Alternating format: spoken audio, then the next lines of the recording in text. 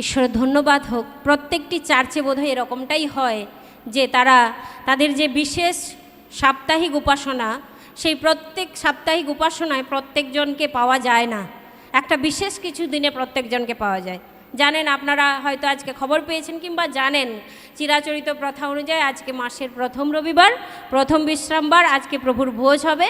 তাই বোধহয় আজকের দিনটা আমাদের জন্য, আমাদেরকে আজকে চার্চে যেতে হবে, আজকে গির্জাতে যেতে হবে, আজকে প্রার্থনা সভায় যেতে হবে। আজকে আমরা আলোচনা করব যে বিশ্বাসীদেরকে শুধুমাত্র আমাদের বেছে বেছে প্রার্থনা সভায় যাওয়া উচিত, নাকি দিন প্রতিদিন প্রত্যেকটি প্রার্থনা, প্রত্যেকটি উপাসনা, প্রত্যেকটি সহভাগিতায় আমাদের উপস্থিত হওয়া উচিত। হালেলুয়া। প্রভু কি শুধুমাত্র বলেছিলেন যে দিনে প্রভুর ভোজ হবে সেই দিনে তোমরা আনন্দের সঙ্গে উপস্থিত হইও, নাকি তিনি বলেছিলেন যে প্রত্যেকটি বিশ্রামবারকে তোমরা আনন্দের সঙ্গে পালন করো? হালেলুয়া। আজকে আমরা বাক্য থেকে দেখব যে বিশ্রামবার কি, বিশ্রামবার কেন পালন করা উচিত, বিশ্রামবারে কিছু কাজ করা উচিত এবং কিছু কাজ করা উচিত নয়, কী ধরনের কাজ আমাদের করা উচিত, কী ধরনের কাজ করা উচিত নয়, এবং আমরা কি নিজ জ্ঞানে নিজ বুদ্ধিতে ঠিক করব যে আমরা কোন সপ্তাহে যাব আর কোন সপ্তাহে যাব না। জানি এর ফলাফল কি? আসুন আমরা আজকে বাক্য থেকে দেখি। Hallelujah. Praise the Lord. Welcome to our channel, Spiritual Awakening in the Light of Truth. আমরা যাত্রা পুস্তক তার 20 অধ্যায় খুলি, 8 থেকে 10 পদ আমরা দেখি। ঈশ্বরের বাক্য যাত্রা পুস্তক 20 অধ্যায়ে 10 আজ্ঞা দেওয়া হয়েছিল। আমরা প্রত্যেকেই জানি কয়টি আজ্ঞা? 10টি আজ্ঞা। তো নতুন নিয়মে সেই 10টি আজ্ঞা কতটি আজ্ঞাতে এসেছে? 2টি আজ্ঞা। তার মানে কি আমাদের ভার কমিয়ে দেওয়া হয়েছে, আমাদের বোঝা কমিয়ে দেওয়া হয়েছে? কি মনে হয় ঈশ্বর আমাদের বোঝাকে লঘু করে দিয়েছে? কি মনে হয়? আসলে ওই 2টি আজ্ঞার মধ্যে সমস্ত ব্যবস্থাকে ঢুকিয়ে দেওয়া হয়েছে। হালেলুয়া। ওই 2টি আজ্ঞার মধ্যে সমস্ত বিধিকলাপ, সমস্ত ব্যবস্থাকে ঢুকিয়ে দেওয়া হয়েছে। আমরা ভাববো না যে 10টা থেকে 2টো হয়ে গেছে মানে কমে গেছে, আমাদের ভার কমে গেছে, আমাদের জোয়ালি সকল লঘু হয়ে গেছে। না না না না, ঈশ্বর আমাদের নতুন নিয়মের যুগে সত্যি অনেক অনুগ্রহ করে দিয়েছেন, অনেক অনুগ্রহ দিয়েছেন। তার পুত্র যিশুর মাধ্যম দ্বারা তিনি আমাদের ভারকে অনেক কমিয়ে দিয়েছেন, কিন্তু কমাতে কমাতে আমরা যতটা কমিয়ে এনেছি এতটাও তিনি কম করেননি। হালেলুয়া। তুমি বিশ্রামবার দিন স্মরণ করিয়া পবিত্র করিও, 6 দিন শ্রম করিও, আপনার সমস্ত কার্য করিও, কিন্তু 7ম দিন তোমার ঈশ্বর সদাপ্রভুর উদ্দেশ্যে বিশ্রাম দিন। সেদিন তুমি কি তোমার পুত্র, কি কন্যা, কি তোমার দাস, কি দাসী, কি তোমার পশু, কি তোমার পুরোদ্বারের মধ্যবর্তী বিদেশী কেহ কোনো কার্য করিও না। কেননা সদাপ্রভু আকাশমণ্ডল ও পৃথিবী, সমুদ্র ও সেই সকলের মধ্যবর্তী সমস্ত বস্তু 6 দিনে নির্মাণ করিয়া 7ম দিনে বিশ্রাম করিলেন। এই জন্য সদাপ্রভু বিশ্রাম দিনটিকে আশীর্বাদ করিলেন ও পবিত্র করিলেন। Amen amen amen. হালেলুয়া।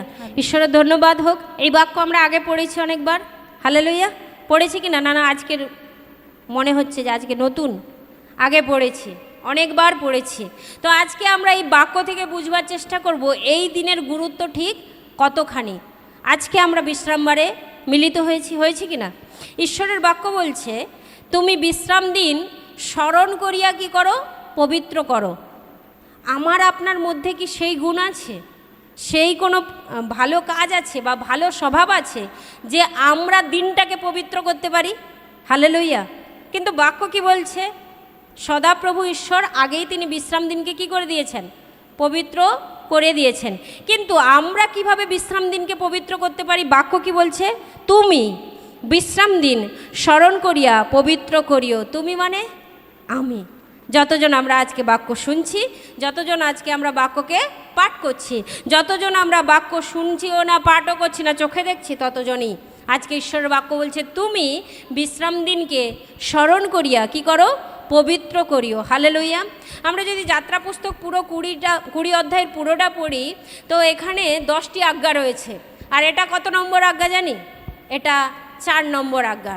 4টি আজ্ঞা মানুষের সঙ্গে ঈশ্বরের সাথে সম্পর্কযুক্ত, আর বাকি 6টি আজ্ঞা মানুষের সাথে মানুষের সম্পর্কযুক্ত। হালেলুয়া, একটু মন দিয়ে বোঝাবার চেষ্টা করব। বাক্য কি বলছে? প্রথম যে 4টি আজ্ঞা সেগুলো কার সঙ্গে সম্পর্কযুক্ত? ঈশ্বরের সাথে মানুষের। এবং শেষ যে 6টি আজ্ঞা, সেই 6টি আজ্ঞা কার সঙ্গে? মানুষের সঙ্গে মানুষের। যেমন দেখুন, পিতামাতাকে সম্মান করা, কার সঙ্গে কার সম্পর্ক? বাবা মায়ের সঙ্গে সন্তান, মানে ছেলে কিংবা মেয়ের সম্পর্ক, মানুষের সাথে মানুষের। নরহত্যা করিও না, হত্যা ঈশ্বরকে কেউ করতে যাবে না, কার সঙ্গে কার সম্পর্ক? মানুষের সাথে মানুষের। ব্যভিচার করিও না, মানুষে মানুষে। চুরি করিও না, মানুষের জিনিস। বলছে তোমার প্রতিবেশীর বিরুদ্ধে মিথ্যা সাক্ষ্য দিও না, তাও মানুষের। প্রতিবেশীকে মানুষ, আর যে সাক্ষ্য দেবে সেও আর একটা প্রতিবেশী, সেও কে? মানুষ। আর কি আছে? তোমার প্রতিবেশীর গৃহে লোভ করিও না, প্রতিবেশী স্ত্রীতে কিংবা তাহার দাসে দাসীতে কিংবা তার গরুতে কি গর্ধবে প্রতিবেশীর কোনো বস্তুতেই লোভ করিও না। কার সঙ্গে সম্পর্ক? মানুষের সাথে মানুষের সম্পর্ক। কিন্তু যাত্রা পুস্তক 20 অধ্যায়ে যদি আমরা 1 থেকে দেখি, আর এই 4 নম্বর আজ্ঞাটা যেটা আমরা এখনই পাঠ করলাম, যে বিশ্রাম দিনকে পবিত্র বলিয়া মান্য করো, তার আগের যদি 3টে আজ্ঞা দেখি, সবগুলো কার সঙ্গে সম্পর্কিত? মানুষের সঙ্গে ঈশ্বরের সাথে সম্পর্কিত। তাহলে কমন ব্যাপারটা কি? কমন ব্যাপারটা কি দেখতে পাচ্ছি? 4টা আজ্ঞা মানুষের সাথে ঈশ্বরের, আর নিচের 6টা আজ্ঞা মানুষের সাথে মানুষের। তাহলে সাধারণ বিষয় কে? মানুষ। সাধারণ বিষয় কে? মানুষ। হালেলুয়া। সাধারণ বিষয় আমি। বলুন, সাধারণ বিষয় আমি।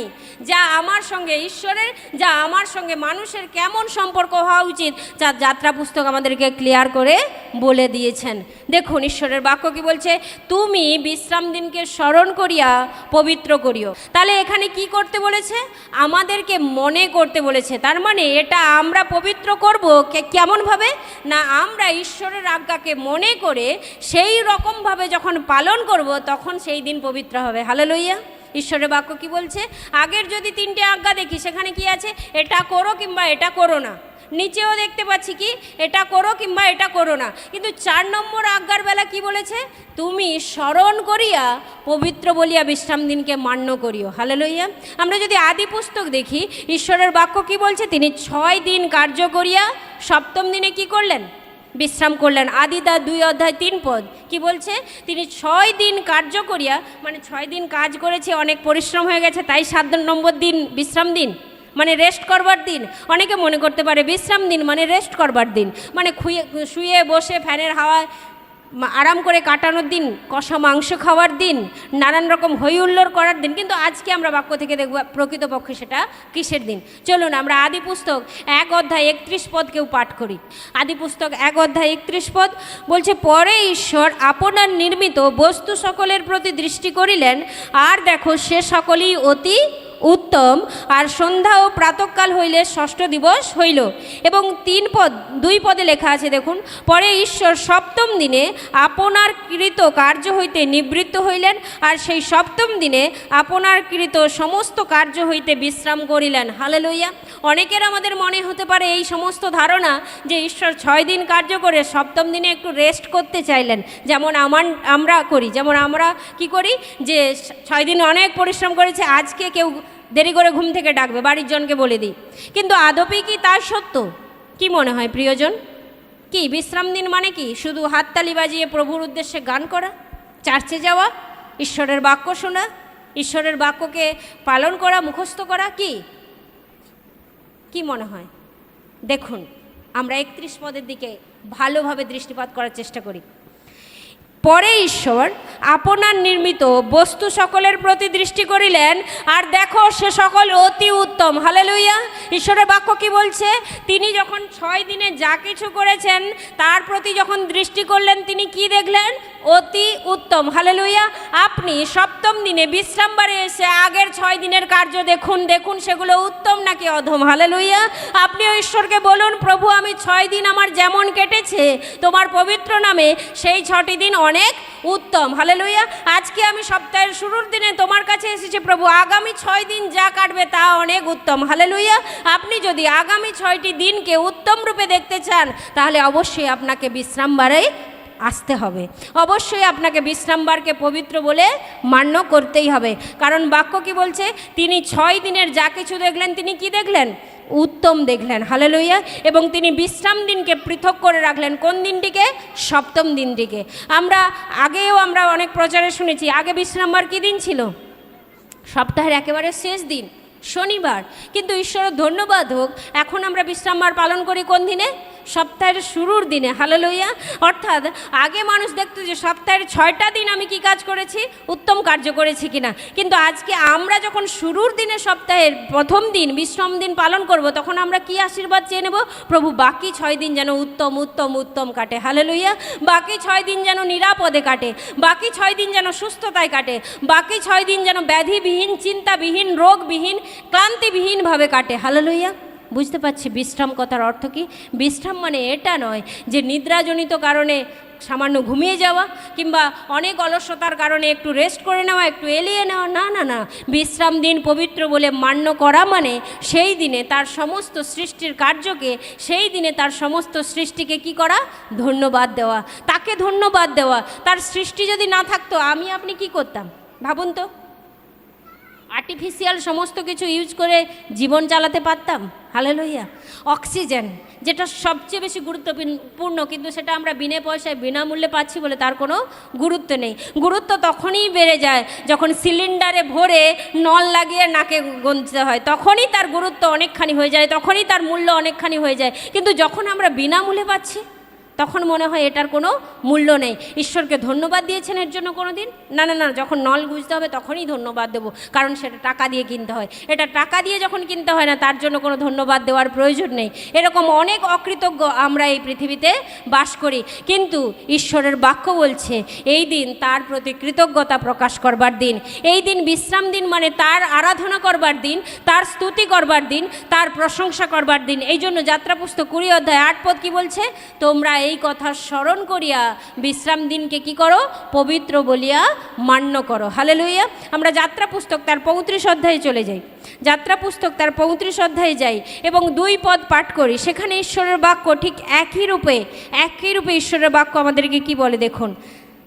6 দিন কার্য করা যাইবে, কিন্তু সপ্তম দিন তোমাদের পক্ষে পবিত্র দিন হইবে, তাহা সদাপ্রভুর উদ্দেশ্যে বিশ্রামার্থক বিশ্রাম দিন হইবে। যে কেহ সেই দিনে কার্য করিবে তাহার কি হইবে? আপনারাই পড়ুন কি হইবে লেখা আছে, আমি আর বলছি না। হালেলুয়া। বাক্য কি বলছে? তাহার কি হইবে? প্রাণদণ্ড মানে বোঝেন কি? তার প্রাণহানি হইবে, সোজা কথায় মৃত্যু হইবে। হালেলুয়া। আজকাল দিনে আমরা শুধু অনুগ্রহের প্রচার শুনতে ভালোবাসি। ঈশ্বর কত দয়ালু, আমাদের পাপ ক্ষমা করে দেন। ঈশ্বর কত প্রেমময়, আমাদের পাপকে নিজের রক্ত দ্বারা ঢেকে দেন। ঈশ্বর কত ভালো, কত সুন্দর, যে আমাদের অপরাধ দিনের পর দিন গণনা করেন না। এই অনুগ্রহের বাক্য, অনুগ্রহের প্রচারগুলো শুনতে আমাদের খুব ভালো লাগে। আর পালকেরা খুব দারুণভাবে সেইগুলোকে আমরা রিপ্রেজেন্ট করি। কেন করি? আপনাদেরকে শুধুমাত্র আনন্দ দেওয়ার জন্য?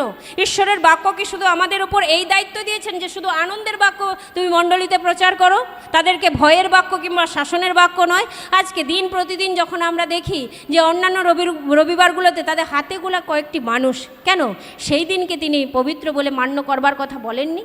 শুধুমাত্র কি ফার্স্ট সানডেকে তিনি পবিত্র বলে মান্য করবার কথা বলেছেন? হালেলুয়া। আমাদের প্রচারকদের উপরে কি প্রভু সেই দায়িত্ব দেননি যে কঠিন কথা, তেতো কথা, মিষ্টি কথা, উভয় কথাকেই তুমি প্রচার করো, ঈশ্বরের সত্যকে তুমি জানাও? হালেলুয়া। বাক্য কি বলছে? তুমি সমুদয় জগতে যাও আর সমস্ত সৃষ্টির কাছে কি প্রচার করো? আমি তোমাকে যা শিক্ষা দিয়েছি সেই সমস্ত শিক্ষা তাদেরকে শেখাও। হালেলুয়া। তিনি কি এই শিক্ষা দেয়নি যে বিশ্রামবারে কি করা বিধেয় আর কি করা বিধেয় নয়? বাক্য কি বলছে? যাত্রা পুস্তক 35:2 বলছে 6 দিন কার্য করা যাইবে, কিন্তু সপ্তম দিন তোমাদের পক্ষে কি পবিত্র দিন হইবে। তার মানে বাকি 6 দিন কি আমরা অশুদ্ধাচরণ করতে পারি? না প্রিয়জন, এমনটা নয়। হালেলুয়া। যে ব্যক্তি সপ্তম দিনকে পবিত্র বলে মান্য করতে পারবে বা মান্য করবার মতো মন নিয়ে ঈশ্বরের চরণে আসবে, সেই রকম প্রার্থনা করে ঈশ্বরের চরণে আসবে, তার প্রাণে ভয় থাকবে বাকি 6 দিন আমি কেমনভাবে চলবো। হালেলুয়া। কিন্তু যে সপ্তম দিনে আসবে না কিংবা এই মন নিয়ে প্রভুর কাছে আসবে না যে প্রভু পালন করতে বলেছেন, তার বাকি 6 দিন তার নিজের রাজ্যে চলবে, ঈশ্বরের ইচ্ছা অনুযায়ী নয়। এটা আপনি দেখবেন, এটা আপনাদের জীবনে পরীক্ষিত ফল। কি কখনো পেয়েছেন? নাকি পাননি, উপলব্ধি করতে পারেননি? অনেকেই পেয়েছেন, আমি নিজেও ইভেন পেয়েছি। শুরুর দিকে মনে হতো কেন আমি চার্চে যাব, কেন আমি সহভাগীতে যাব, আমি কি একা প্রার্থনা করতে পারি না, আমি কি একা বাইবেল রিডিং করতে পারি না, আমি কি একা 5টা গান করতে পারি না, ওই সবার সঙ্গে গিয়ে একসঙ্গে বসে থাকলে কি এমন হয়? আজকে আমরা বাক্য থেকে দেখব কি এমন হয়। হালেলুয়া! ঈশ্বরের বাক্য কি বলছে? যে কেহ সেই দিনে কার্য করবে তাহার প্রাণদণ্ড হবে। হালেলুয়া! 3 পদে দেখুন কি লেখা আছে, তোমরা বিশ্রাম দিনে আপনাদের কোনো বাসস্থানে অগ্নি জ্বালিও না। হালেলুয়া! ঈশ্বর তার সন্তানদের বাসস্থানে কি জ্বালতে না বলছে? অগ্নি জ্বালতে না বলছে। কেন? অগ্নির কাজ কি? আগুন কি কি কাজে লাগে? আমরা মায়েরা তো সবচেয়ে বেশি এই কথাটার সঙ্গে পরিচিত। রান্না করা, আর শুধু মায়েদের কাজে লাগে। যারা সোনার গহনা তৈরি করে তাদের সোনার ধাতু গলাতে অগ্নি লাগে না। যারা রূপোর গহনা বানাচ্ছে তাদের অগ্নি লাগে না। যারা পেতলের হাঁড়ি, কলসি, অ্যালুমিনিয়ামের যা কিছু নির্মাণ করছে অগ্নি লাগে না। যারা আজকের দিনে প্লাস্টিক কারখানায় কাজ করছে আগুন লাগে না। যারা জুতো বানাচ্ছে আগুন লাগে না। ইচ অ্যান্ড এভরি কাজে আগুন লাগে। হালেলুয়া! ঈশ্বরের বাক্যতে আমরা শুধুমাত্র হয়তো বুঝতে পারি ওই দিন রান্না করাটা বন্ধ, কিন্তু আর বাকি সমস্ত কাজ চালু। না প্রিয়জন, ঈশ্বরের বাক্য আজকে আমাদের পারতপক্ষে শিক্ষা দিতে চায় রান্না করা শুধু বন্ধ নয়, ওই দিন সব কাজ বন্ধ যা ঈশ্বরের গৌরবকে চুরি করে। হালেলুয়া! আপনি কারখানায় কাজ করতে করতে কি এমন কাজ করবেন যে ঈশ্বরের তার মধ্যে দিয়ে গৌরব হবে? আপনি রান্না করতে করতে 5 জনের জন্য, 10 জনের জন্য, 25 জনের জন্য বাড়িতে রান্না করতে করতে কি এমন করবেন যার মধ্যে দিয়ে ঈশ্বরের গৌরব হবে? যে স্যাঁকড়া সোনার দোকানে কাজ করছে সে এমন কি করবে আগুন দিয়ে কাজ করতে করতে যার মাধ্যম দিয়ে ঈশ্বরের গৌরব হবে?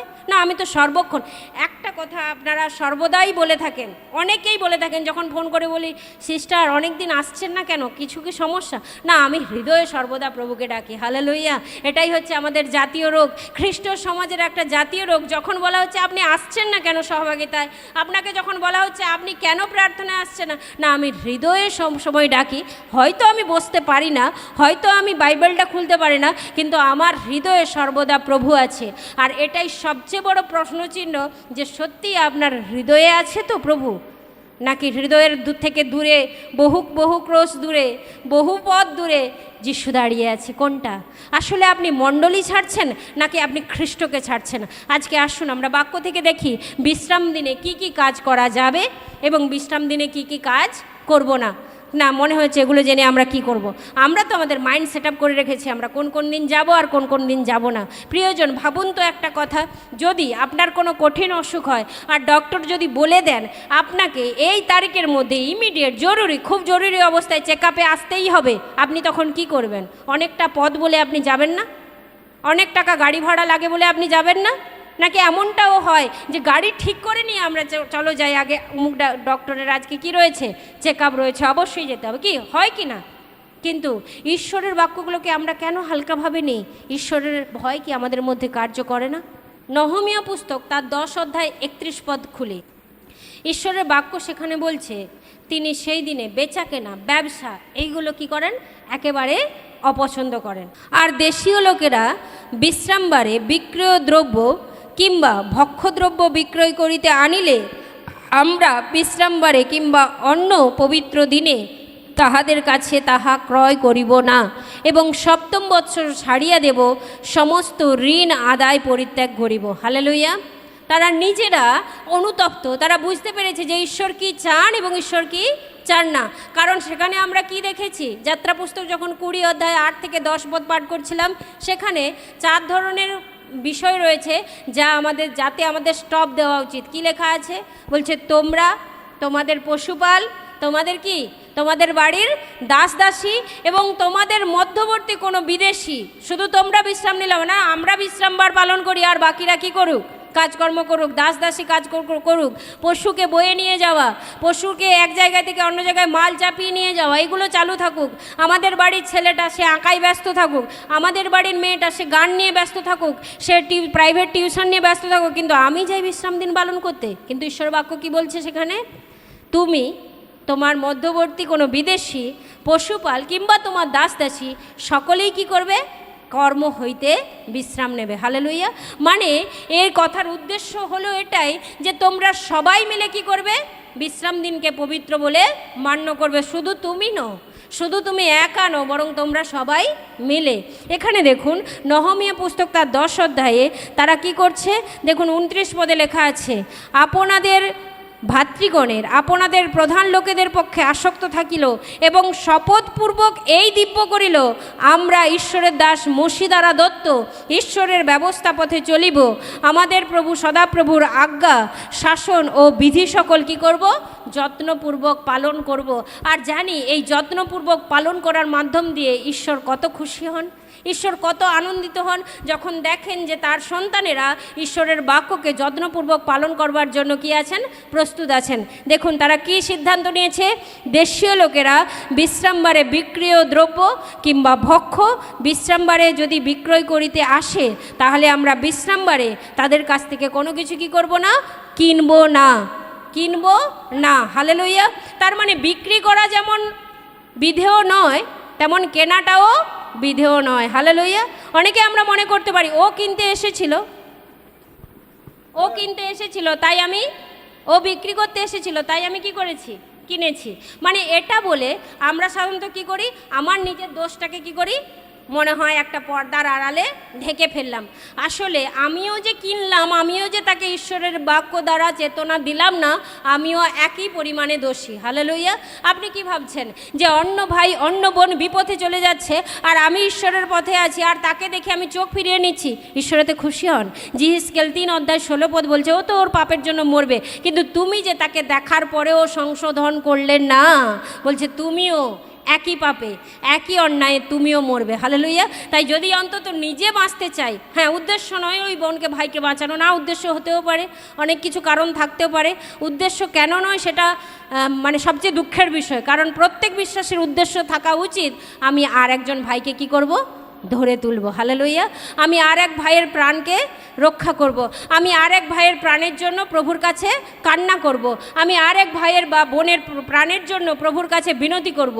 উদ্দেশ্য সেটাই আমাদের হওয়া উচিত। তবুও বলছি যদি উদ্দেশ্য এটা নাও হয়, নিজের প্রাণ বাঁচানোই যদি উদ্দেশ্য হয়, তবুও প্রভুকে বলি সেই বোনের জন্য বা ভাইয়ের জন্য, কিংবা সেই ভাই এবং বোনকে প্রভুর কথা বলি যে প্রভু বলছেন কি, তুমি ফিরে এসো, তুমি ফিরে এসো। জিহিজকেল তার 3 অধ্যায়ের বাক্য বলছে তুমি ফিরে এসো। জিরমিও তার 3 অধ্যায় কি বলছে, তুমি অনেক জনের সঙ্গে ব্যভিচার করেছো, আমি জানি অনেক কান্তের সঙ্গে তুমি ব্যভিচার করেছো, কিন্তু তবুও সদাপ্রভু কি বলছে, আমি তোমার নির্মাতা, তুমি ফিরে এসো। হালেলুয়া। আসুন আমরা আমোস পুস্তক তার 8 অধ্যায় 5 পদে দেখি, ঈশ্বর বিশ্রাম দিনে কেনা বেচা অপছন্দ করেন। দেখুন 5 পদে কি বলা আছে, ঈশ্বরের বাক্য বলছে, তোমরা বলিয়া থাকো অমাবস্যা কখন গত হইবে, কারণ অমাবস্যার দিনে আগের দিন সভা হতো, এবং আমরা শস্য বিক্রয় করতে চাই। বিশ্রাম দিন কখন গত হইবে, আমরা গমের ব্যবসায় করতে চাই। ওইফা ক্ষুদ্র ও শেকল ভারী করিব, আর ছলনার দাড়ি দ্বারা ঠকাইব। হালেলুয়া।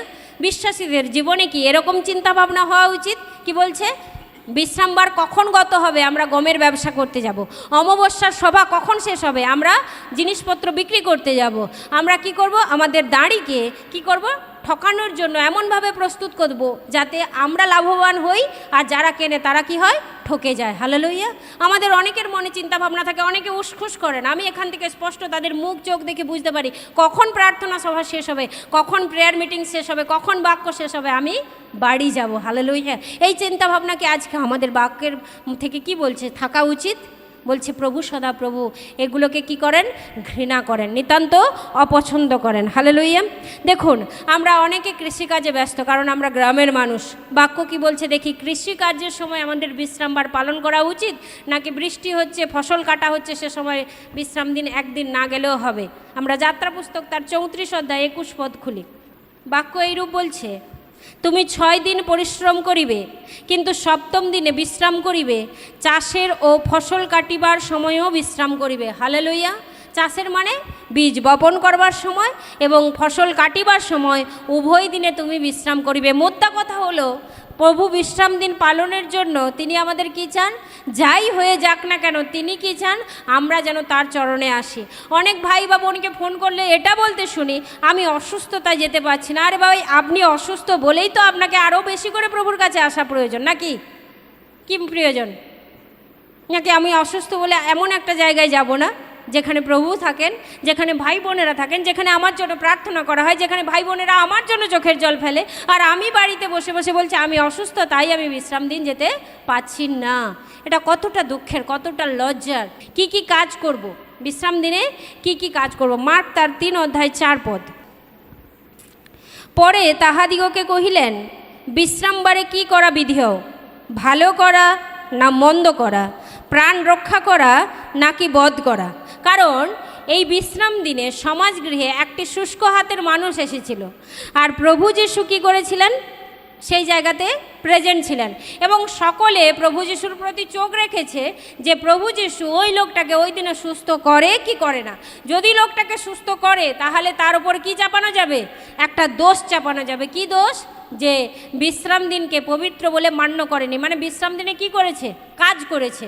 আর কাজ করা মানে কি হতে হবে? বাক্যে একটু আগে আমরা দেখে আসলাম যে বিশ্রাম দিনকে লঙ্ঘন করে তার কি হওয়া আবশ্যক? প্রাণদণ্ড হওয়া আবশ্যক, তাহলে তার মৃত্যুর একটা সুযোগ পাওয়া যাবে। এই কারণের জন্য সবাই দেখুন 2 পদে লেখা আছে, সবাই তার দিকে দৃষ্টিপাত করে তাকিয়ে থাকলো যে ওই লোকটা মানে ওই মানুষটাকে সুস্থ করে কি করে না, এই দোষারোপ করতে লাগলো।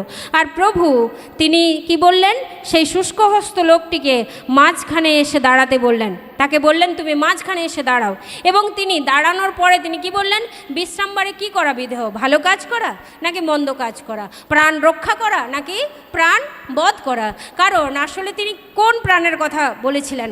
কারণ তিনি বুঝে নিয়েছিলেন যে এরা আমাকে আজকে কি করতে চাইছে? মারার প্ল্যান করতে চাইছে। কারণ ওরা দোষারোপ করবে, এবং মসির বিধি ব্যবস্থা অনুযায়ী তো বলাই আছে বিশ্রামবার যে লঙ্ঘন করে তার প্রাণদণ্ড আবশ্যক। আর সেই কারণের জন্য তাদের মনের চিন্তা তিনি বুঝে কি বললেন? যে কোনটা কর্তব্য, প্রাণ রক্ষা করা না প্রাণ বধ করা? আপনারা যেটা করতে চাইছেন তো আমাকে বধ করতে চাইছেন, তাই না? যেমনটা প্রথম যেদিন মানে অতি প্রত্যুষে পুনরুত্থানের দিন তারা কি করছিল? পুনরুত্থানের আগের দিন তখন বিশ্রামবার শনিবার দিন ছিল, তারা মহাযাজকের কাছে গিয়েছিল কি জন্য? আরও অধিক সেনা মোতায়েন করা হোক, যাতে তার শিষ্যেরা দেহ চুরি করে না নিয়ে যেতে পারে। আদপি কি তার শিষ্যদের দেহ চুরি করার প্রয়োজন ছিল? নাকি সদাপ্রভু ঈশ্বর, তার পিতা ঈশ্বর তার শক্তি দ্বারা, নিজেও আপন শক্তি দ্বারা তাকে উত্থিত করেছিলেন? কোনটা? কোনো প্রয়োজন ছিল না। তবুও তারা বিশ্রাম দিনে প্রভুর আরাধনা বাদ দিয়ে তারা ছক কষতে গিয়েছিল। কিন্তু তারা এতটাই অন্ধ ছিল, তাদের এই যে লঙ্ঘন, এই বিশ্রাম দিন লঙ্ঘন তাদের চোখে পড়েনি। কিন্তু প্রভু যখন বিশ্রাম দিনে কাউকে সুস্থ করতেন তাকে দোষ লাগানোর জন্য তারা ব্যস্ত ছিলেন। 5 পদে দেখুন, কিন্তু তাহারা চুপ করিয়া রহিল। তখন তিনি তাহাদের অন্তঃকরণের কাঠিন্যে দুঃখিত হইয়া সক্রোধে চারিদিকে তাহাদের প্রতি দৃষ্টিপাত করিয়া সেই লোকটিকে কহিলেন, তোমার হাত বাড়িয়ে দাও। সে তাহা বাড়িয়ে দিল, আর তাহার হাত আগে যেমন ছিল তেমনি হইয়া গেল। হালেলুয়া। অর্থাৎ বাক্যে এখানে কি লেখা আছে?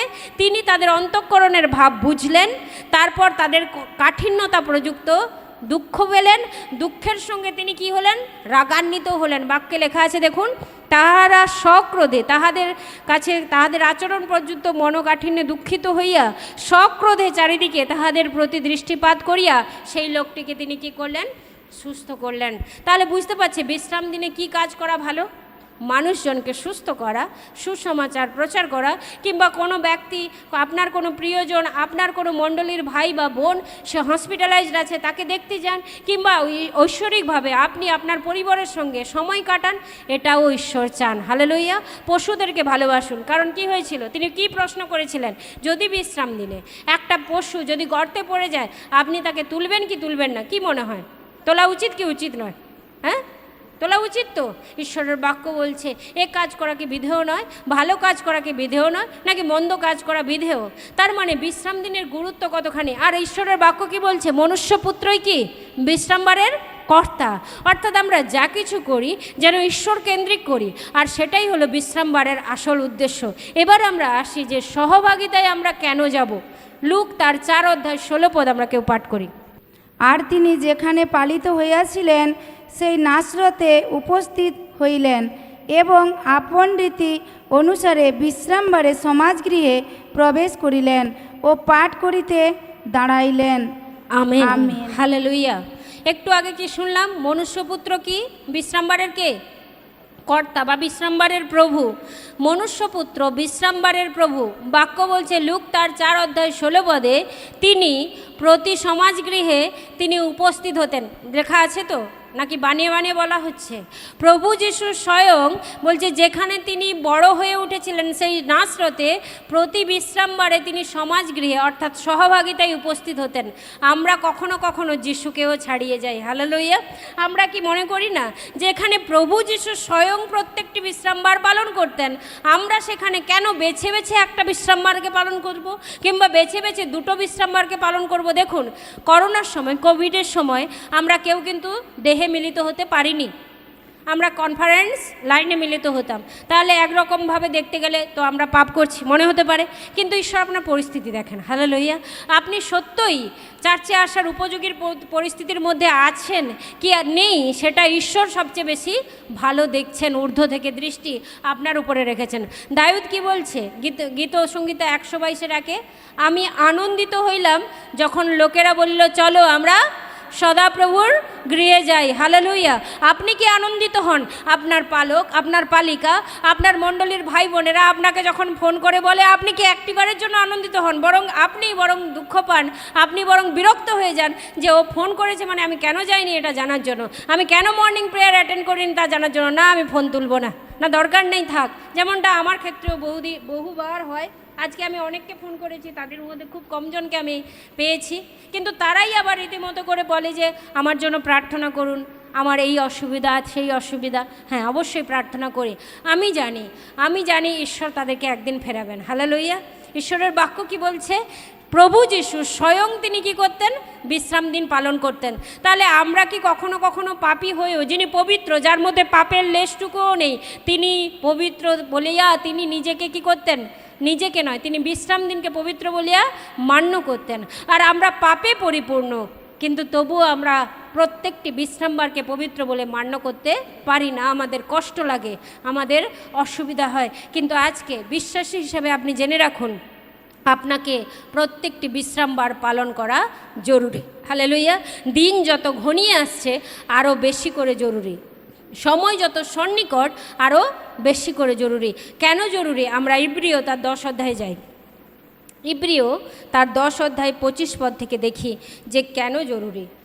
24 এবং 25 আমি পাঠ করছি আপনাদের জন্য। তিনি বিশ্বস্ত এবং আইসো আমরা পরস্পর মনোযোগ করি। হালেলুয়া। যেন প্রেম ও সৎক্রিয়ার সম্বন্ধে পরস্পরকে উদ্দীপিত করিয়া তুলিতে পারি এবং আপনারা সমাজে সভাস্থ হওয়া পরিত্যাগ না করি, যেমন কাহারো অভ্যাস, এবং পরস্পরকে চেতনা দিই। আর তোমরা সেই দিন যত অধিক সন্নিকট হইতে দেখিতেছ, ততই যেন অধিক এই বিষয়ে তৎপর হই। হালেলুয়া। ঈশ্বরের বাক্য কি বলছে? আইসো আমরা কি করি? নিজেরা পরস্পর মনোযোগ করি। আমরা কি করছি? একটু নিজেরা নিজেদের বিষয় কি দেই? মনোযোগ দিই। এবং বলছে পরস্পরকে উদ্দীপিত করিয়া তুলতে পারি। পরস্পরকে কি দেব? উৎসাহ করব যে হ্যাঁ, আমাদের সর্বদা কি করা উচিত? প্রার্থনা করা উচিত। প্রথম থিসলনিকীয় 5:17 কি বলছে? তোমরা সব সময় আনন্দিত থেকো। হালেলুইয়া। সব সময় আনন্দিত কি থাকা যায় নাকি? বাক্য মিথ্যে না প্রিয়জন, বাক্য মিথ্যে নয়, আপনি মিথ্যে। হালেলুইয়া। আপনি যখন আপনার দুঃখের ভার মনে করছেন এটা আমার দুঃখ, তখনই আপনার আনন্দ সব কি হয়ে গেছে? শয়তান চুরি করে নিয়েছে। কিন্তু আপনি যখন জানবেন যে এ দুঃখ শুধু আমার একার নয়, আমার মণ্ডলীর ভাই বোনেরা আমার জন্য কাঁদে, আমার বিশ্বাসী ভাই বোনেরা আমার জন্য কাঁদে, তখন আপনি কি আনন্দ পান না? তখন আপনি কি দেখে খুশি হন না যে এর সঙ্গে আমার রক্তের কোনো সম্পর্ক নেই, অথচ এই ব্যক্তি আমার জন্য হাউমাউ করে পাগলের মতো কাঁদছে? কি স্বার্থ, কি উদ্দেশ্য একটাই, প্রভুর গৌরব হোক। হালেলুয়া। উদ্দেশ্য একটাই, ওই পরিবারে সুস্থতা নেমে আসুক। উদ্দেশ্য একটাই, ওই পরিবারে ঈশ্বরের অনুগ্রহ কার্য করুক। হালেলুয়া।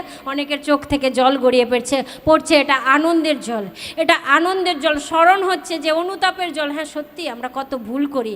ঈশ্বরের বাক্য আজকে বলছে পরস্পরকে উৎসাহ দিতে ভুলবেন না। হালেলুয়া। হতে পারে আপনার সঙ্গে তার কথা কাটাকাটি হয়, আপনার সঙ্গে তার অনেক জায়গায় মতের অমিল হয়ে যায়, তবুও আপনি প্রার্থনাতে তাকে স্মরণ করবেন। হালেলুয়া। তবুও আপনি তার জন্য প্রার্থনা করবেন। তবুও সে চার্চে না আসলে আপনি বলবেন, কেন বোন বা কেন ভাই তুমি কেন যাওনি, তোমাকে আমরা মিস করছি। হালেলুয়া। আপনার এই ছোট্ট একটি কথা তার জীবনকে আমূল পরিবর্তন করে দিতে। কোনো ঈশ্বরের বাক্য দিতে হবে না, শুধু আপনি যদি বলেন তুমি কেন এতদিন যাওনি, আমরা তোমাকে খুব মিস করছি, দেখবেন আগামী সপ্তাহে তিনি অবশ্যই আসবেন। এই ছোট্ট একটা কথা কতটাই না জরুরি। কি খুশি হন না যখন আমাদের পাশ থেকে ফোনটা যায়? আপনারা খুশি হন কি হন না? বিরক্ত লাগে, তাহলে আর ফোন করবো না, তাহলে আর খোঁজ নেব না যে কেন আপনারা আসছেন না। ঈশ্বরের বাক্য বলছে, দেখুন আমরা প্রেম ও সৎক্রিয়া সম্বন্ধে, প্রেম আর সৎক্রিয়া, ঈশ্বরের বাক্যই হচ্ছে প্রেম। প্রথম যোহন বলছে তিনিই প্রেম, অর্থাৎ প্রভু যীশু খ্রিস্ট সম্পর্কে এবং তার কার্য সম্পর্কে, তার বাক্য সম্পর্কে যেন আমরা পরস্পরকে কি করতে পারি? উদ্দীপিত করিয়া তুলিতে পারি। এবং আরাধনা সমাজে, আপনারা সমাজে সভাস্থ হওয়া পরিত্যাগ না করি। হালেলুয়া। যেমন কাহারও কাহারও কি আছে? অভ্যেস আছে, কি হওয়া? সভাতে উপস্থিত না হওয়া। কিন্তু বাক্য ইব্রিয় পুস্তক 10 অধ্যায় 25 পদ কি বলছে? আমরা যেন সভাতে উপস্থিত হওয়া ত্যাগ না করি। হালেলুয়া। এবং কি করছি? বরং তার বদলে কি করি? পরস্পরকে চেতনা দিই। আর তোমরা সেই দিন যত অধিক সন্নিকট হইতে দেখিতেছ, দিন এগিয়ে আসছে না দিন বাকি? প্রভুর দিন এগিয়ে আসছে কি না? বাক্য বলছে সেই দিন যত সন্নিকট হইতে দেখিতেছ, ততই যেন অধিক এ বিষয়ে কি হই? আরও তৎপর হই, আরও দৃঢ়তার সঙ্গে, আরও উৎসাহের সঙ্গে ঈশ্বরের সন্তানদের মধ্যে তার বাক্যকে ভাগ করে নেই। আরও বলি যে আসো আমরা প্রেয়ার মিট করি না। চিরাচরিত যে প্রথা, বিশ্রামবার, উপবাস প্রার্থনা, বৃহস্পতিবারের সভা না, এগুলো নয়। বরং আসো আমরা এই সময় সেই ভাইয়ের জন্য বা সেই বোনের জন্য আসো না আমরা একসঙ্গে প্রার্থনা করি। হালেলুয়া। কালকে যখন আমরা একসঙ্গে মিলিত হয়েছিলাম, ছবি সিস্টার আমাদের বাড়িতে এসে যখন সমস্যার কথাগুলো শেয়ার করছি, তখন ছবি সিস্টার নিজের থেকে বলছে যে আসো আমরা সেই মিলির জন্য প্রার্থনা করি। মিলি এত অসুস্থ হয়ে হাসপাতালে ভর্তি আছে, সেই বোনকে আমি দেখিও নি, জানি, আমরা কেউ দেখিনি। তার হাজব্যান্ড মণ্ডলীতে আসতেন কিন্তু তার স্ত্রী কোনো দিন আসতেন না, কিন্তু সে বলছে আসো না আমরা একসঙ্গে মিলিত হয়ে প্রার্থনা করি। তখন ঈশ্বরকে ধন্যবাদ দিই যে আমাদের সন্তানদের মধ্যে কোনো না কোনো সন্তান শুনে এটা বলছে যে আসো আমরা কি করি? প্রার্থনা করি।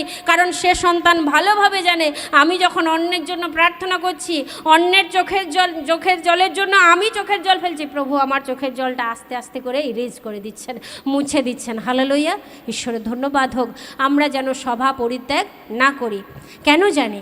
1 কোরিন্থীয় 12 অধ্যায় 27 পদ কি বলছে? আমরা খ্রিস্টের কি? দেহ। হালেলুয়া। আমরা খ্রিস্টের দেহ। আর দেহ থেকে আলাদা হওয়া মানে কি? আমি বারবার এই উদাহরণ দিই যাতে আমার আপনার বুঝতে সুবিধা হয়। আমি ধরে নিচ্ছি আপনি দেহের সেই সবচেয়ে ইম্পর্ট্যান্ট অঙ্গ। বলুন আপনি কি হতে চান? হৃৎপিণ্ড হতে চান? সবচেয়ে দামি, হার্ট ছাড়া মানুষ বাঁচে না। কিডনি, একটা কিডনিতে চলে, আর একটা না থাকলেও মোটামুটি কয়েকদিন বাঁচা যায়। কিডনি, স্টোমাক, লাংস, কি হতে চান আপনি? কোন অঙ্গটা হতে চান বলুন? আমি সেই অঙ্গ দিয়েই উদাহরণ দেবো। ধরুন আপনি হৃৎপিণ্ড, ধরুন আপনি হৃৎপিণ্ড সবচেয়ে দামি অঙ্গটি, আর হৃৎপিণ্ড দেহ থেকে আলাদা হয়ে গেছে, বেঁচে থাকবে? সম্ভব কি? বেঁচে থাকবে? কেন বেঁচে থাকবে না? সে তো সবচেয়ে দামি অঙ্গ। সে তো অহংকার করে বলতে পারে আমি সবচেয়ে দামি অঙ্গ, আমাকে ছাড়া দেহ চলবে না, আমি কি দেহকে ছাড়া চলবো না? কিন্তু ভুল প্রিয়জন। আমরাও ঠিক একই রকমভাবে আমরা যে যতই পারদর্শী হই, যে যত জ্ঞানে, আত্মিক বুদ্ধিতে, প্রার্থনায়, বাক্যে, সাক্ষ্যে যতটাই পারদর্শী হই, আমরা যখন আস্তে আস্তে করে আলাদা হয়ে যাই তখন আমরা আস্তে আস্তে করে শুকোতে থাকি। হালেলুয়া। আসুন আমরা ইফিসীয় পুস্তকের 2 অধ্যায়ের বাক্য থেকে দেখি। 19 থেকে আমরা 22 পদ পর্যন্ত পাঠ করব। দেখুন বাক্য কি বলছে। অতএব তোমরা আর অসম্পর্কীয় ও প্রবাসী নও, কিন্তু পবিত্রগণের সহপ্রজা ও ঈশ্বরের বাটির লোক। হালেলুয়া। ঈশ্বরের বাক্য কি বলছে? অতএব মানে কনক্লুশনে এসে গেছে। অতএব তোমরা আর অসম্পর্কীয় ও প্রবাসী নও। এই যে বলি আমাদের সঙ্গে কোনো রক্তের সম্পর্ক নেই, ভুল কথা, মিথ্যে কথা। বলছে তোমাদের মধ্যে যে সম্পর্ক আর নেই এটা নয়, তোমরা আর প্রবাসী নও। বাক্য কি বলছে? তোমরা পবিত্রগণের সহপ্রজা এবং ঈশ্বরের বাড়ির লোক। হালেলুয়া। এবং বলছে তোমরা তোমাদিগকে প্রেরিত ও ভাববাদীগণের ভিত্তিমূলের উপরে গাঁথিয়া তোলা হয়েছে, আর তাহার প্রধান কনস্ত প্রস্তর স্বয়ং খ্রিস্ট যিশু। হালেলুইয়া। এবং বলছে তাহাতেই প্রত্যেক গাঁথনি সুসংলগ্ন হইয়া প্রভুতে পবিত্র মন্দির হইবার জন্য বৃদ্ধি পাইতেছে, তাহাতে আত্মাতে ঈশ্বরের আবাস হইবার নিমিত্তে তোমাদিগকেও একসঙ্গে গাঁথিয়া তোলা হইতেছে। হালেলুইয়া। প্রভুর বাক্য কি বলছে? পবিত্র আত্মা কি করতে চাইছেন? আমাদেরকে একসঙ্গে গেঁথে তুলতে চাইছেন। মনে করে দেখুন, আমরা মায়েরা অনেক উদাহরণের সঙ্গে আমরা পরিচিত, আর সেই উদাহরণগুলো আমি দিতে চাই মণ্ডলীতে। যখন আংরা জ্বলছে, মানে কাঠ কয়লা যখন আগুনে জ্বলছে, যখন একসাথে আছে, তারা তখন কি দাউ দাউ করে জ্বলছে। একটাকে বের করে আনুন, অনেক সময় করেন কি না, একটা আগুন বের করে কোনো জিনিস পুড়বার জন্য একটা বের করে রাখেন, সেটা কি হয়ে যায়? টকটকে লাল থাকে না কুচকুচে কালো হয়ে যায়? কোনটা হয়ে যায়? হ্যাঁ, যখন বের করে কিছুক্ষণ রেখে দেন, হয় সেটা পুড়ে সাদা ছাই, না হলে কালো। যদি ঠিকঠাকভাবে না পড়ে তাহলে কালো। আপনি জেনে রাখুন, আপনি যখন মণ্ডলী থেকে আলাদা হয়ে যান, ঠিক একই রকমভাবে আপনিও কালো হয়ে যান। হালেলুইয়া। আপনার মধ্যে সেই জ্যোতির প্রভা আর থাকে না, আপনি আর তখন দীপ্তির সন্তান বলে গণিত হন না। কারণ আপনার মধ্যে লোক যখন আপনাকে তখন আর খ্রিস্টকে দেখতে পায় না, কাকে দেখে? তখন আপনার আসল রূপটা দেখে। হালেলুইয়া। কিন্তু যখন আপনি মণ্ডলীর সঙ্গে যুক্ত থাকবেন, যখন আপনি সভার সঙ্গে যুক্ত থাকবেন, সহভাগিতার সঙ্গে যুক্ত থাকবেন, তখন লোকে আপনাকে দেখবে না, কাকে দেখবে? দীপ্তি, উজ্জ্বলতা, প্রভু যীশু খ্রিস্টকে দেখতে পাবে। হালেলুইয়া। তাই যখন আপনি একা, তখনই আপনি সবচেয়ে বড় বোকা। যখন আপনি সভা ত্যাগ করছেন, তখন আপনি আসলে কাকে ত্যাগ করছেন? খ্রিস্টকে ত্যাগ করছেন। আপনি হয়তো মনে করতে পারেন, দূর, ওই মণ্ডলীতে আমি আর যাব না, ওই মণ্ডলীতে পালক আমার সঙ্গে কথা বলে না, ওই যে সিস্টার আছে ওর সঙ্গে ওর খুব ভাব, কি জানি ও কি দিয়ে জাদু করেছে, ওর খোঁজ নেয়, ওই সমস্ত কিছু করে। আর ওই সিস্টার, ওই যে আমার সঙ্গে দেখা হলো, অন্য সবার সঙ্গে প্রেজ দ্য লর্ড, হালেলুইয়া, জয় যিশু করলো, আমার সঙ্গে হাত মেলানো না। হালেলুইয়া। অনেকের ধারণা এইরকম। পাল্টে দিন ধারণা। আপনি ওই সিস্টার আপনাকে জয় যিশু করবে বলে আপনি চার্চে যাননি, আপনি চার্চে গেছেন ঈশ্বরের অনুগ্রহকে পাওয়ার জন্য। হালেলুইয়া। ওই সিস্টার যে জয় যিশু আপনাকে করেননি, আপনি তার জন্য হাঁটুতে এসে প্রার্থনা করুন, আগামী দিন ও আপনাকে শুধু জয় যিশু করবে না, বুকে জড়িয়ে ধরবে। হালেলুইয়া। ওই দিদি যে আপনাকে বলেনি যে ভাই তুমি কেমন আছো, বোন তুমি কেমন আছো, সে তখন বলবে দাদা বা দিদি এই মিষ্টিটা আপনি খান, এটা আপনার জন্য। হালেলুইয়া। তাই আসুন আমরা এই সমস্ত মামুলি ছোট্ট ছোট্ট সূক্ষ্ম চিন্তা, নশ্বর চিন্তাকে বাদ দিই, যে কে দিদি আমাকে জয় যিশু করেছে, কে দিদি আমাকে জয় যিশু করেনি, কে দিদি আমাকে জিজ্ঞাসা করেছে তুমি কেমন আছো, আর কে দিদি অন্যকে জিজ্ঞাসা করেছে তুমি কেমন আছো। আসলে আমরা ঈশ্বরের অনুগ্রহকে লঘু করি যখন আমরা এই সমস্ত চিন্তা ভাবনা করি। হালেলুইয়া। আর এই সমস্ত চিন্তা ভাবনা কে দেয় জানি? শয়তান। শয়তানের কাজ কি? চোরের কাজ কি? যোহন তার 10 অধ্যায় বলছে চোরের কাজ চুরি, বধ ও বিনাশ করা। হালেলুইয়া। আপনি যে এত সপ্তাহে প্রতি সপ্তাহে এত বাক্য শুনছেন, ইউটিউব থেকে এত প্রচার শুনছেন, সেই বাক্যগুলো আপনার চুরি করে নিয়ে আপনাকে কোন চিন্তা দেয়? ওই সিস্টার আপনার সঙ্গে হাত মেলায়নি, আমি আর ওই মণ্ডলীতে যাব না। চিন্তা ভাবনা কোথায় গিয়ে দাঁড়ালো? তার মানে বাক্য হয়ে গেল চুরি, চিন্তা এলো কি না ওই সিস্টার হাত মেলায়নি। কারণ শয়তান খুব ভালো করে জানে, আমি যদি চুরি করতে পারি, চুরি মানে আপনার লকারে কত টাকা আছে, আর কভরি সোনা আছে, আর আলমারিতে ভালো কয়টা শাড়ি আছে, কয়টা পিতলের কাঁসার বাসন আছে, সেইগুলো না, সেগুলো জগতের চোর ডাকাতেরা পড়লে চুরি করবে। কিন্তু শয়তান আপনার হৃদয়ে যে বাক্যস্বরূপ বীজ পড়েছে, সেই বীজকেই চুরি করে। কারণ শয়তান খুব ভালো করে জানে যে ওই বীজ শুধুমাত্র বীজ থাকবে না, অন্য বীজ থেকে নষ্ট হয়ে যেতে পারে, কিন্তু ওই বীজ থেকে কি হবে? গাছ হবে। আর ওই বীজ থেকে কি হবে? ফল হবে। কারণ গাছ কার সঙ্গে যুক্ত রয়েছে? ওই দেহ, খ্রিস্টের সঙ্গে। হালেলুইয়া। তাই শয়তান জানে যে আমাকে বীজটাই চুরি করতে হবে, কারণ গাছটাকে চুরি করা অনেক কঠিন। গাছের মধ্যে ফল ধরে গেলে সেই ফলটাকে বেছে বেছে চুরি করা অনেক কঠিন। তাই আমাকে যে বাক্যটা আজকে বপন করা হচ্ছে, সেই বীজটাকেই আমাকে চুরি করতে হবে। লুক 8:11 তাই বলছে না? ঈশ্বরের বীজ আসলে কি? ঈশ্বরের বাক্য। হালেলুইয়া। তাই শয়তান সর্বদা কি করে? ওই চিন্তা ভাবনাগুলো ঢুকিয়ে দিয়ে আপনাকে কি করে? ঈশ্বরের বাক্য থেকে, সহভাগিতা থেকে, মণ্ডলী থেকে আলাদা করে আপনাকে বোকা বানায়, আপনাকে মূর্খ বানায়। কারণ মূঢ় মনে মনে কি বলেছে? ঈশ্বর নেই। আপনার মনেও সেই চিন্তা ঢুকে যায়, ওসব কিছু নেই, আমার টাকা থাকে তো আমি ভালো খাবো, আমার টাকা থাকে তো আমি ভালো হসপিটালে চিকিৎসা করিয়ে নেব, আমার টাকা থাকে তো, মানে মোদ্দা কথা কোথায় এসে আটকে যায়? টাকাতে এসে আটকে যায়। এই জন্য দ্বিতীয় তিমোথেও তার 3 অধ্যায়ের বাক্য বলছে, শেষকালে লোকেরা ঈশ্বর প্রিয়র বদলে কি হবে? আত্মপ্রিয় হবে। ঈশ্বরের বাক্যের বদলে তারা লাভের আশায় টাকার প্রতি আসক্ত হবে, আর সেই ধনাসক্তি হবে ঈশ্বরের কাছ থেকে সরে যাওয়ার মূল কারণ। হালেলুয়া। তাই আপনি আজকে ঈশ্বরের বাক্য থেকে বুঝতে পারছি যে কেন আমাদের সভাতে যাওয়া উচিত, কেন আমাদের মণ্ডলী পরিত্যাগ করা উচিত নয়। যখন কেউ আপনাকে বলছে যে আসুন আমরা প্রার্থনা করি, আপনি জেনে রাখবেন একটা বিশেষ উদ্দেশ্য, ওই ব্যক্তি নয়, বরং কে ডাকছে আমাকে? প্রভু ঈশ্বর স্বয়ং ডাকছেন। কারণ যোহন তার 15-16 কি বলছে?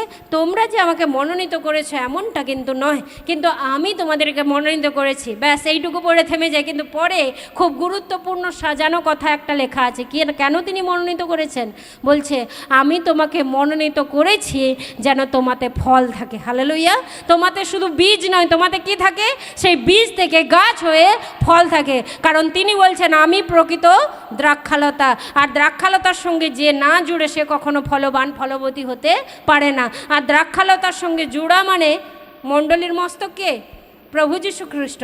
আবার সেই প্রভু যীশু খ্রিস্টই বলছেন আমি প্রকৃত দ্রাক্ষালতা, মণ্ডলীর মস্তক প্রভু যীশু খ্রিস্ট। সেই একই খ্রিস্ট বলছেন আমি প্রকৃত দ্রাক্ষালতা।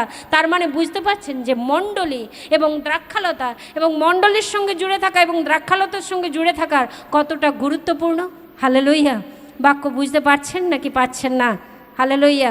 আসলে আসুন আমরা বাক্য থেকে দেখি যে একটি মণ্ডলীতে কি চলে। আমরা প্রভুর শেখানো প্রার্থনা করি, দিনে কতবার করে? হাইলি 3 বার, 4 বার, 2 বার, 1 বার তো নয়। যতবারই আপনি প্রার্থনা করেন অকপটে বেরিয়ে আসে প্রভুর শেখানো প্রার্থনা, বেরিয়ে আসে কিনা? হালেলুয়া। তখন আপনি কি বলছেন? আজ আমাদের প্রতিদিনের খাদ্য আমাদিগকে দাও। হালেলুয়া।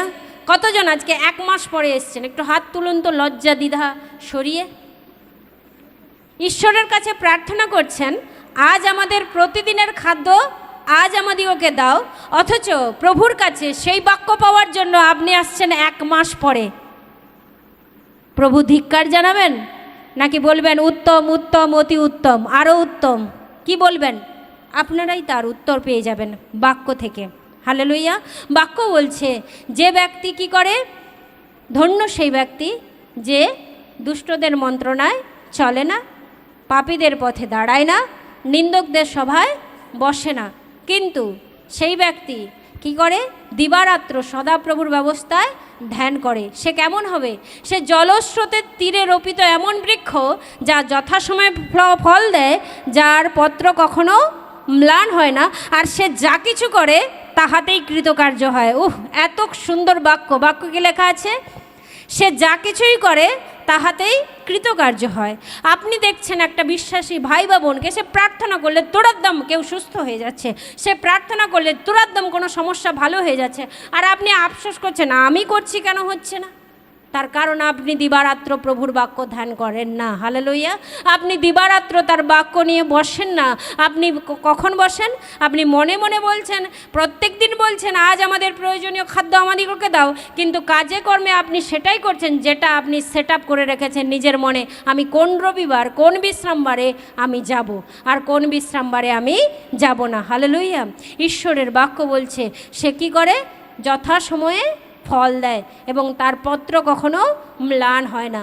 আপনি দুঃখে আছেন কেউ জানতে পারবেন না, বরং সর্বদা আপনার প্রভুর বাক্য অনুযায়ী আপনাকে দেখবে আপনি কি?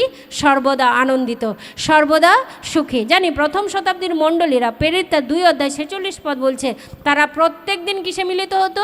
রুটি ভাঙায়, প্রেরিতদের শিক্ষায়, প্রার্থনায় ও সহভাগিতায় মিলিত হতো। প্রেরিত 2 অধ্যায় 46 পদ খুলি। আমরা ভাবছি যে না হোক সভা, এই গরমে অনলাইন করে দিলে হয় না? সবাই আমরা অনলাইনে বসে বসে কোনো একটা কাজ করতে করতে দেখতাম, ভালো হতো খুব। কিন্তু দেখুন ঈশ্বরের বাক্য কি বলছে, আর তাহারা প্রেরিতদের শিক্ষায় ও সহভাগিতায়, রুটি ভাঙায় ও প্রার্থনায় নিবিষ্ট থাকিল। হালেলুয়া। অর্থাৎ দিন প্রতিদিন যখন মণ্ডলীর সদস্যরা বৃদ্ধি পাচ্ছে, তারা প্রতিদিন এই ঘটনা করছে। কি ঘটনা? প্রেরিতদের শিক্ষা, সহভাগিতা, রুটি ভাঙা এবং প্রার্থনা। শুনতে 4টা কথা মনে হলেও আসলে এটা 4টা কথা নয়, এর গভীর তত্ত্ব বিশাল। প্রথমে কি রয়েছে? প্রেরিতদের শিক্ষা। তার মানে আমাদের জীবনে প্রতিদিন কি প্রয়োজন? শিক্ষার প্রয়োজন। আজ আমাদের প্রয়োজনীয় খাদ্য আমাদিগকে দাও, মানে আজকে আমার কি খাদ্য প্রয়োজন আমি জানি না, আমার আত্মিক ক্ষুধার জন্য, আমার আত্মিক রোগ নিরাময়ের জন্য কি খাদ্য প্রয়োজন আমি জানি না। প্রভু তুমি দাও। হালেলুইয়া। প্রভু তো দেবেন, কোথায় দেবেন? খাদ্য ভাণ্ডার তো খুলতে হবে আপনাকে, কিন্তু আপনি শুধু চেয়েই চলে গেলেন, আপনি খুলেও দেখলেন না প্রভু আপনার প্রয়োজনীয় খাদ্য কি আপনাকে দিয়েছেন। হালেলুইয়া। ঈশ্বরের বাক্য বলছে প্রেরিতদের শিক্ষা, তারা প্রত্যেক দিন মিলিত হতো প্রেরিতদের শিক্ষায়। সহভাগিতা হলো সেই বিশেষ আকর্ষণীয় জিনিস যেখানে অন্যজন আপনার হয়ে কান্না করে। হালেলুইয়া। সহভাগিতা হলো সেই জিনিস যেখানে আপনি তো কাঁদছেন, আপনার দুঃখ নিয়ে অন্যজন কাঁদছে, চোখের জল ফেলছে। আর কি বলছে? রুটি ভাঙা মানে আসলে কি? কাকে স্মরণ করা? আজকে আমরা সেই বিষয়ে মিলিত হয়েছি। যতবার তোমরা প্রভুর ভোজকে গ্রহণ করো ততবার আমার কি প্রচার করিয়া থাকো? আমার মৃত্যু প্রচার করিয়া থাকো। হালেলুইয়া। আর তার মৃত্যু প্রচার করা মানে তার ক্রুশীয় বার্তাকে প্রচার করা, আর তার ক্রুশীয় বার্তাকে প্রচার করা মানে যেসায়া 53:5 কি বলছে? তার ক্ষত সকল দ্বারা আমার আরোগ্য হয়। হালেলুইয়া।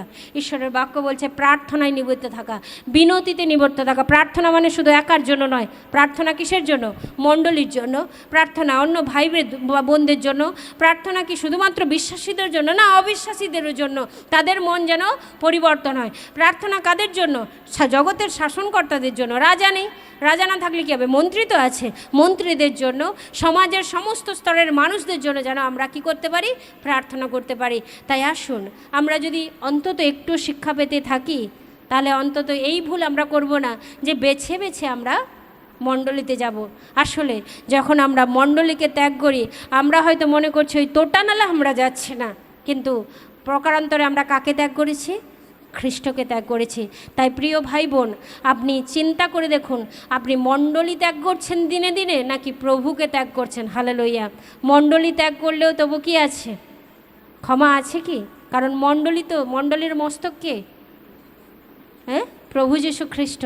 আপনি ভাবছেন ওই ভাই বা ওই বোনের জন্য? না না না না, মণ্ডলী হলো খ্রিস্টের দেহ, খ্রিস্টের দেহ।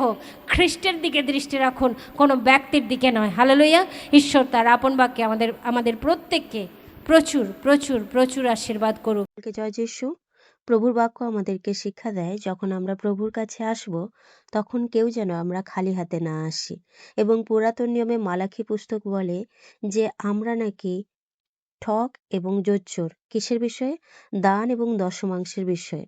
কিন্তু নতুন নিয়ম 2 করন্থীয় 9:7 প্রভুর বাক্য বলে প্রত্যেকজন হৃদয়ে যেরকম সংকল্প করে সেই রকমভাবে দান করুক, মনের দুঃখের সঙ্গে কিংবা দিতে হবে বলে এইভাবে দান না করুক, কারণ ঈশ্বর হৃষ্টচিত্ত দাতাকে ভালোবাসেন। আপনি যদি ঈশ্বরের রাজ্যের জন্য অল্প বীজ বোনেন তাহলে আপনি অল্প ফসল কাটবেন, কিন্তু আপনি যদি ঈশ্বরের রাজ্যের জন্য অধিক বীজ বোনেন আপনি ঈশ্বরের রাজ্যের বিষয়ে অধিক ফসল কাটবেন। ঈশ্বরের ধন্যবাদ হোক, কারণ লুক পুস্তক আমাদেরকে এইরূপ শিক্ষা দেয়, যদি আমরা দান করি তো আমাদেরকে দেওয়া যায়। আপনার অন্তরাত্মা চায় প্রভুর রাজ্যের বিষয়ে বীজ বোনার জন্য, তাহলে আপনি স্ক্রিনে দেওয়া যে কিউআর কোড রয়েছে সেই কিউআর কোড স্ক্যান করার মাধ্যম দিয়ে, কিংবা অ্যাকাউন্ট ডিটেলস রয়েছে সেই অ্যাকাউন্ট পের মাধ্যম দিয়ে, কিংবা ইউপিআই অ্যাড্রেস রয়েছে এবং ইউপিআই মোবাইল নম্বর রয়েছে, যে কোনো অপশনের মাধ্যম দিয়ে আপনার সুবিধা মতো আপনি ঈশ্বরের রাজ্যের বিষয়ে বীজ বুনতে পারেন। ধন্যবাদ। ঈশ্বর আপনাদের প্রত্যেককে আশীর্বাদ করুক, যীশু খ্রিস্টের নামে।